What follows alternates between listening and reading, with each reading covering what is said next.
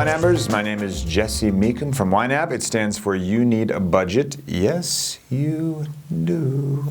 And this is another Whiteboard Wednesday. Today it's a little bit of a downer.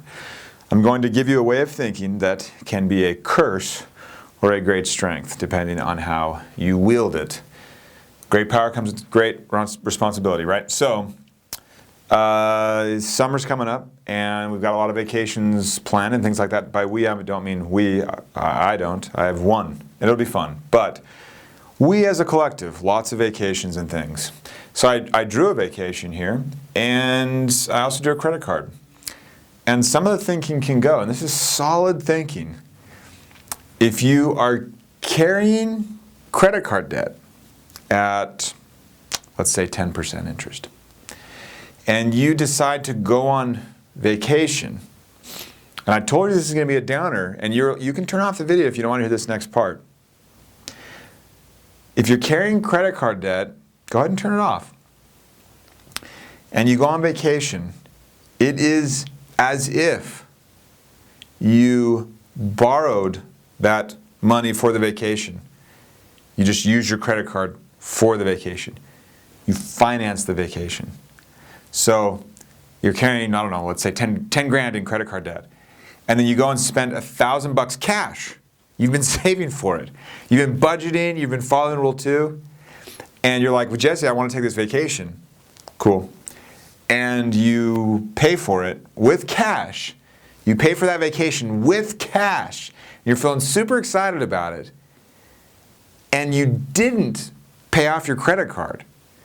Then it's as if you, not as if, it's not as if, it's not like, it's not comparative. Like you did then decide, I will borrow $1,000 to go on vacation at 10% interest.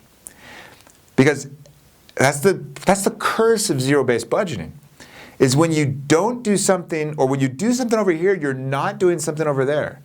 And so when you elect, I remember I had an accounting teacher, and he would give his wife a hard time, and this is no way to live. Give his wife a hard time if she opted for a soda at the fast food place, and he'd be like, you know, if you invested that at 8%, which is a reasonable rate of return after taxes and inflation, yada yada, and we did that over the lifetime of buying sodas at fast food restaurants, we would have $90,000, you know. So I hope you enjoyed the soda.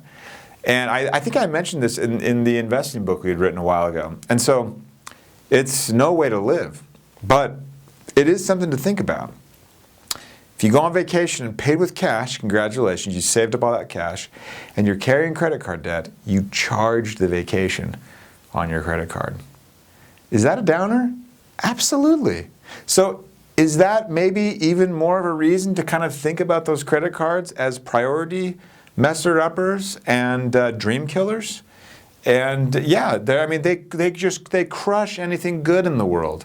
Like you have these dreams, these aspirations. You're like, I want to go on vacation, I'm going to pay for it with cash. Yeah, I've got this credit card debt, but I'm paying it down little by little, but I'm going to take this big chunk of money, I'm going to go on vacation. And the whole time the credit card's there kind of saying like, well, you should have paid us off. And who wants to live a life of should-haves, you know? As my buddy Mark always says, we should all over ourselves. And I like that. I think that's solid. So this is one of those situations where it's another way of thinking about it. You can do the same thing with your student loans. You can do the same thing with your mortgage. Would you borrow on your house to go on vacation? You see how dangerous this line of thinking can be? I use it all the time.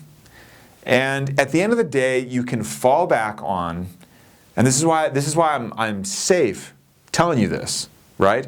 This is why I feel okay giving you this curse / great power. Because I know that at the end of the day, I'm going to be able to fall back on Rule 1.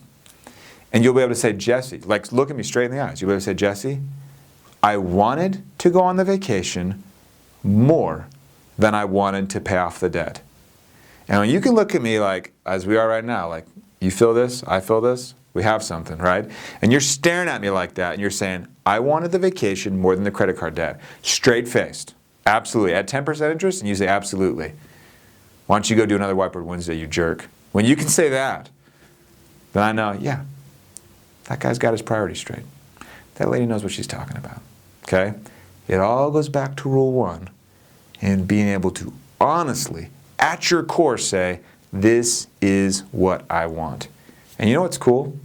A lot of people that are wired a little bit like me, they'll say, this is what I want.